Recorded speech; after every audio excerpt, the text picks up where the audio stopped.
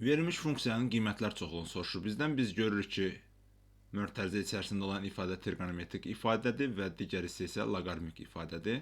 Biz bilirik ki, 5 üstəgəlinin 3 kosinus x funksiyasının qiymətlər oblasti kosinus 1 və -1 qiymətləri aldığı üçün 5 plus 3 bərabərdir 8 və ya 5 minus 3 bərabərdir 2 şəklində yaza bilərik. Yəni kosinusun yerinə -1-i hər dəfə bir qiyməti qoymaqla hesablayırıq və bu nəticəni alırıq.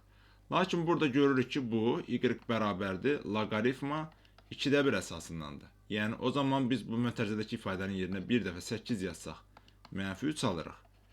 Digər dəfə isə loqaritma 2-də 1 əsasdan 2 yazsaq, bu dəfə isə -1 alırıq. Deməli, o zaman bu funksiyanın qiymətlər oblasti -3 və -1 parçasında qiymətlər almış olur.